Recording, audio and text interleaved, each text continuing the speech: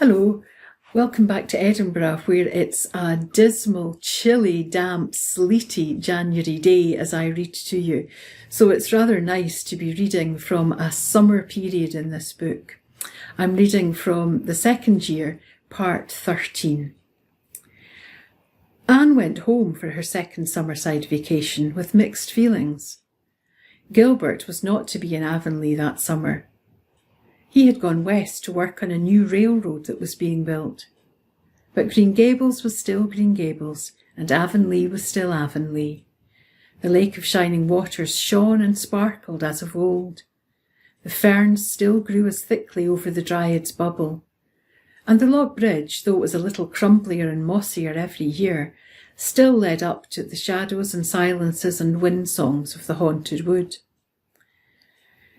And Anne had prevailed on Mrs. Campbell to let little Elizabeth go home with her for a fortnight, no more.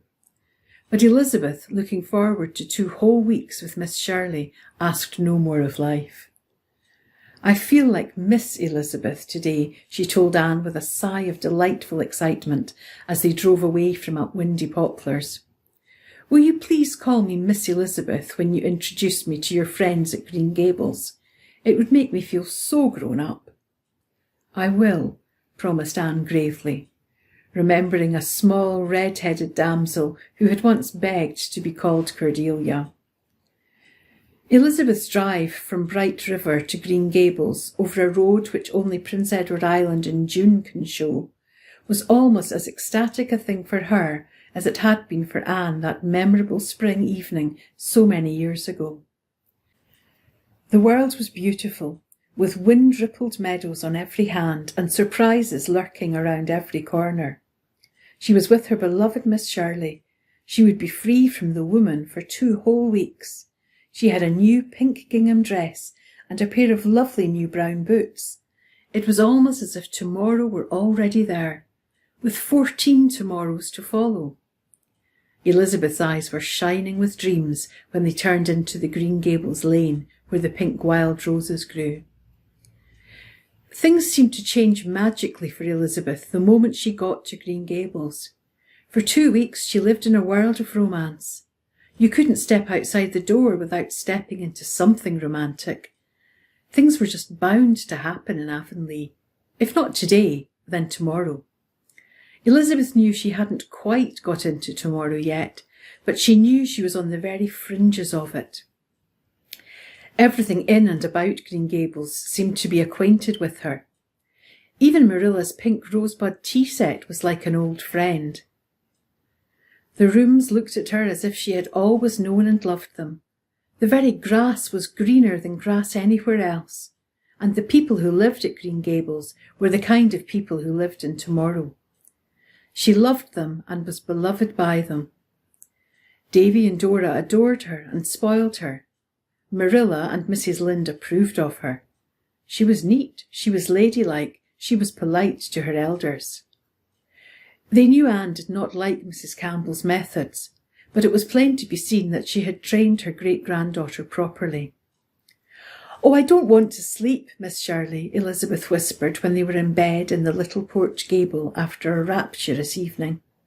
"I don't want to sleep away a single minute of those wonderful 2 weeks. I wish I could get along without any sleep while I'm here." For a while she didn't sleep. It was heavenly to lie there and listen to the splendid low thunder Miss Shirley had told her was the sound of the sea. Elizabeth loved it, and the sigh of the wind around the eaves as well. Elizabeth had always been afraid of the night. Who knew what queer thing might jump out at you of it? But now she was afraid no longer. For the first time in her life, the night seemed like a friend to her. They would go to the shore tomorrow, Miss Shirley had promised, and have a dip in those silver-tipped waves they had seen breaking beyond the green dunes of Avonlea when they drove over the last hill. Elizabeth could see them coming in, one after the other. One of them was a great dark wave of sleep. It rolled right over her. Elizabeth drowned in it with a delicious sigh of surrender. "It's so easy to love God here," was her last conscious thought.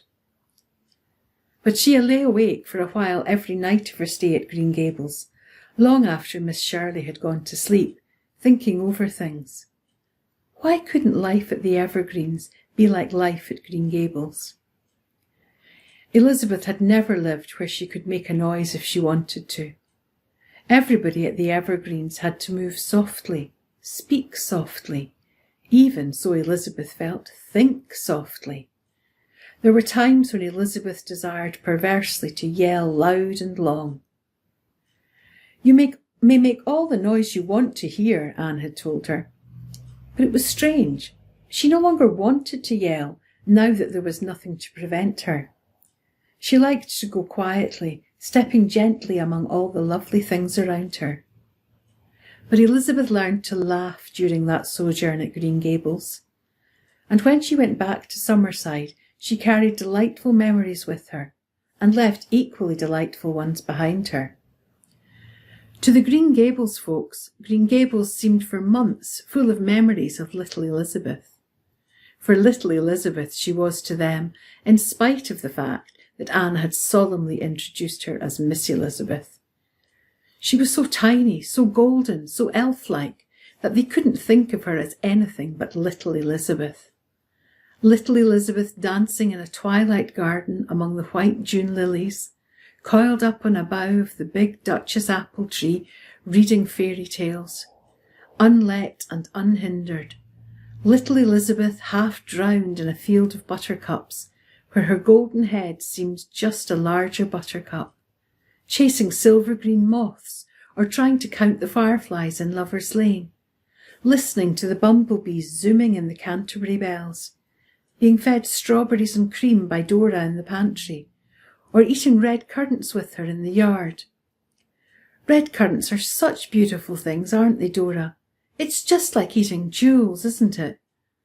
Little Elizabeth singing to herself in the haunted dusk of the firs, with fingers sweet from gathering the big, fat, pink cabbage roses, gazing at the great moon hanging over the brook valley.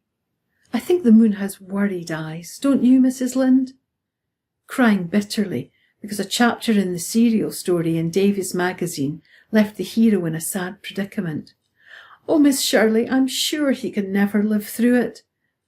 Little Elizabeth curled up, all flushed and sweet like a wild rose, for an afternoon nap on the kitchen sofa, with Dora's kittens cuddled about her, shrieking with laughter to see the wind blowing the dignified old hens' tails over their backs. Could it be little Elizabeth laughing like that? Helping Anne frost cupcakes, Mrs. Lynde cut the patches for a new double Irish chain quilt, and Dora rubbed the old brass candlesticks till they could see their faces in them, cutting out tiny biscuits with a thimble under Marilla's tutelage. Why, the Green Gables folks could hardly look at a place or thing without being reminded of little Elizabeth. I wonder if I'll ever have such a happy fortnight again, thought little Elizabeth as she drove away from Green Gables. The road to the station was just as beautiful as it had been 2 weeks before, but half the time little Elizabeth couldn't see it for tears. I couldn't have believed I'd miss a child so much, said Mrs. Lynde. When little Elizabeth went, Catherine Brooke and her dog came for the rest of the summer. Catherine had resigned from the staff of the high school at the close of the year and meant to go to Redmond in the fall to take a secretarial course at Redmond University. Anne had advised this.